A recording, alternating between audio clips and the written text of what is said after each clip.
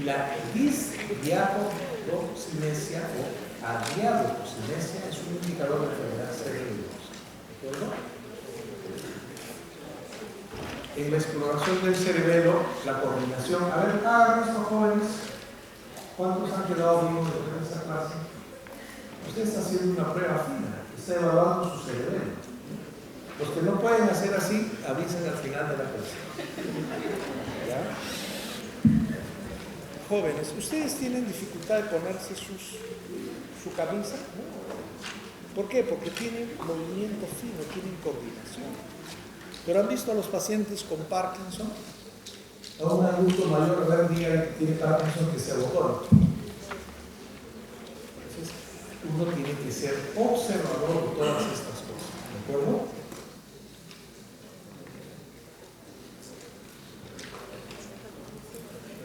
Finalmente, la marcha en postura, el paciente tiene que ver usted la simetría, si el paciente puede pararse.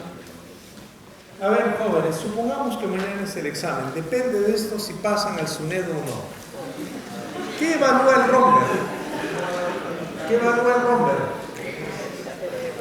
El Romberg, la prueba de Romberg positiva es cuando yo no mantengo equilibrio y me voy para atrás.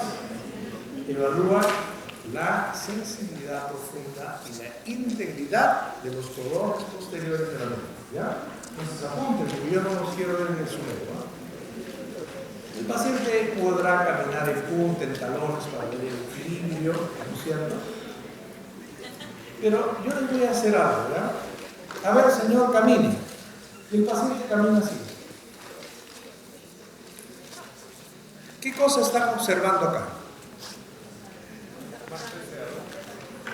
Que el paciente, unos descriptivos, está arrastrando la pierna. Entonces es una marcha paréntica. ¿Por qué? Porque él está arrastrando. Entonces otro que alguien dice para impresionar que han leído la marcha del segador. Es una marcha paréntica. La marcha paraparéntica. El pobre hombre está que tiene un andador y apenas puede. Tiene parece a las dos piernas. La marcha parkinsoniana. ¿Ustedes han visto cómo es la marcha parkinsoniana? Paciente.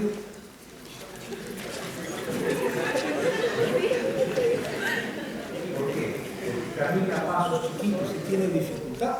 Como que si los pies estuviera pegados al papel del camino.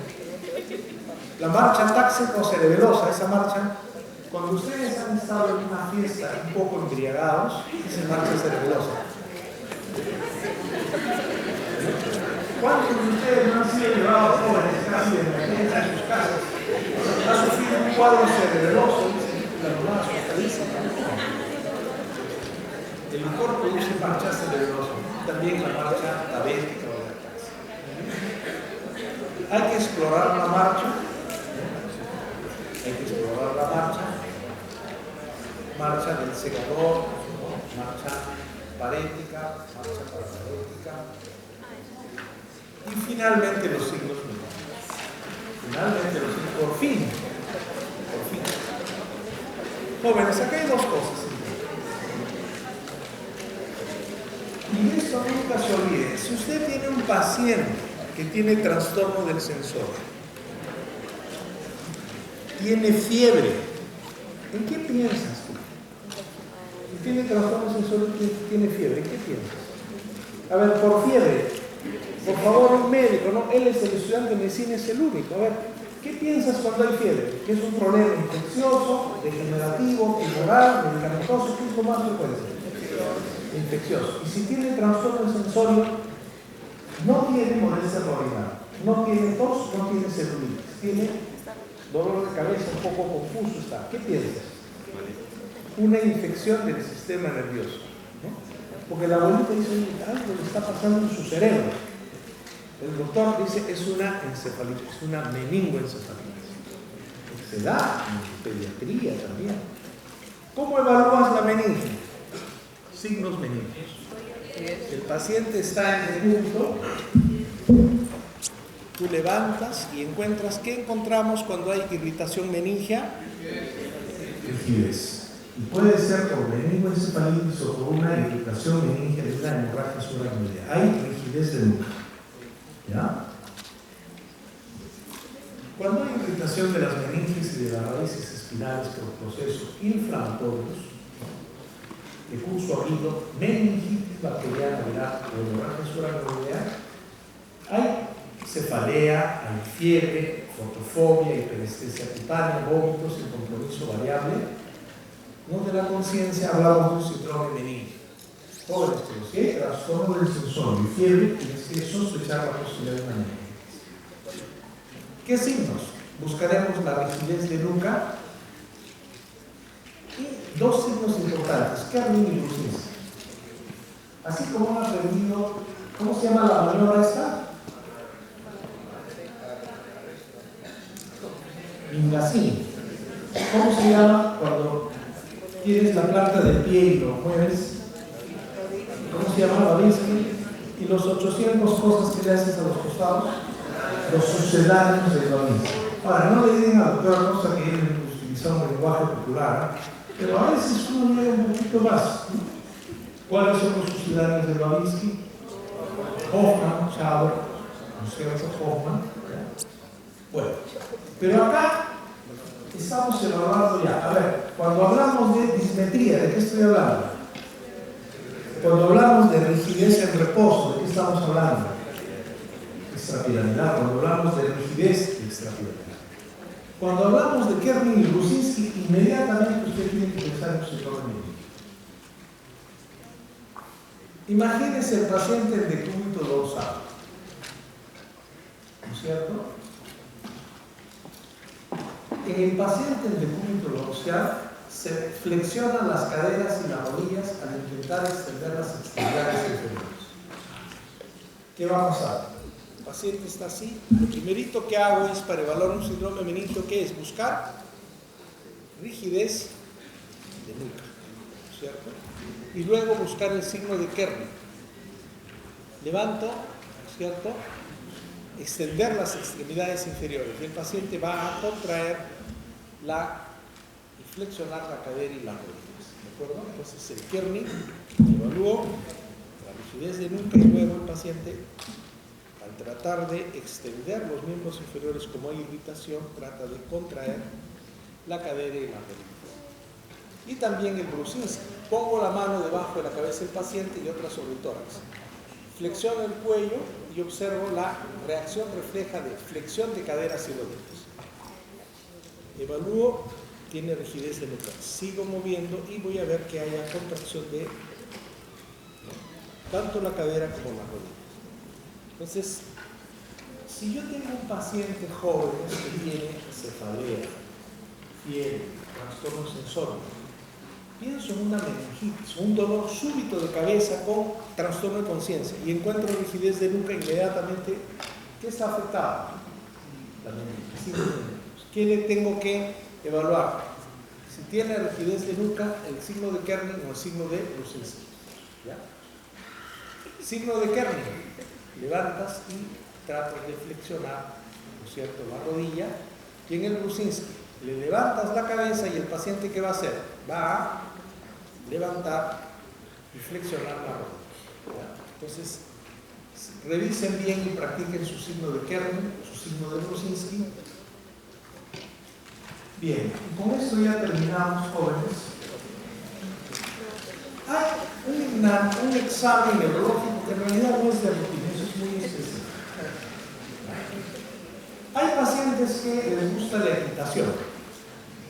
¿Qué pasa con los caballos cuando uno no sabe cabalgar? El caballo te tira, te caes y te fracturas la cadera. Te da un traumatismo vértebro-medular. Te quedas parapléjico. Y no solamente el caballo, el moto también, muchos pueden quedar parapléjicos. ¿Qué pasa con el paciente parapléjico? Se secciona la médula, se daña. Y es un paciente que puede quedar con vejiga neurogénica o con incontinencia. ¿Cómo evaluamos si hay buena inervación o no de los esfínteres? Para investigar el control de esfínter cuando se sospecha lesión de médula espinal, de cono medular o de cola de caballo, también se puede dar no solamente en la sección medular, sino en tumores que infiltran, ¿no?, la médula. Los pacientes con lesión medular aguda, lesión de cono medular o de cola de caballo, se produce inicialmente retención urinaria con globo vesical. El paciente acostado adecuadamente, yo tengo que tratar de ver si tiene primero sensibilidad perineal y luego evaluar los reflejos pulvo-cavernosos, ¿no? Y simplemente esto para mencionar que en la parte neurológica hay cosas mucho más complejas como la evaluación del sistema vegetativo. Nosotros hemos visto la parte del sistema nervioso central, ¿cierto? No hemos visto el periférico y tampoco el sistema vegetativo, pero esto ya no es parte de la clase. Bien,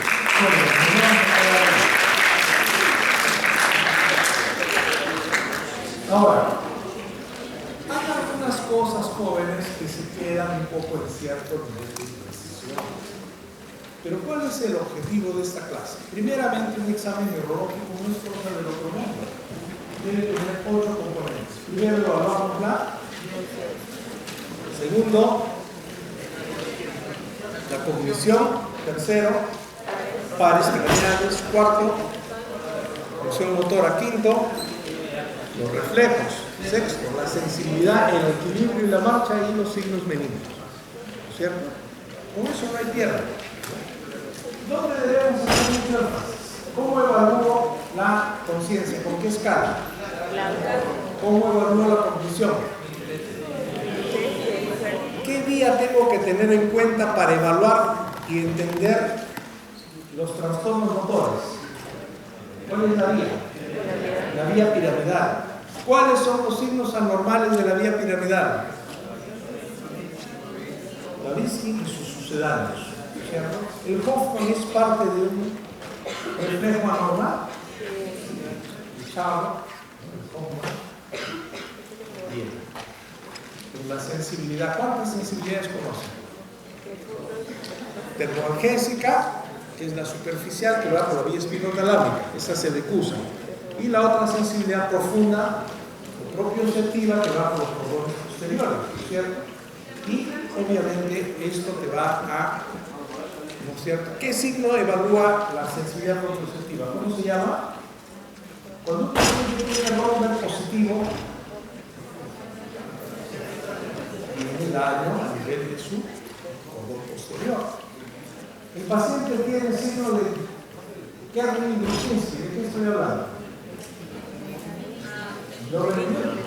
Que puede ser con una meningitis. Hay una lesión vascular importante que no es infecciosa, es la hemorragia de su paciente. De repente tiene súbitamente cefalea intensa y ¡pum! Se desploma. Un joven o una joven. Uno dice, ¿qué pasó? ¿Tiene fiebre? No tiene fiebre. Está desplomado. ¿Y le haces? Desde nunca tiene Babinski, tiene Kerner. No es meningitis. ¿Qué puede ser? Una hemorragia subaracnoidea, que también te da irritación. Jóvenes, si han captado eso, yo creo que la clase ha valido la pena. ¿Cómo estamos de hora, jóvenes, por favor? Falta todavía, ¿no? El doctor, ¿a qué hora viene el doctor Javi?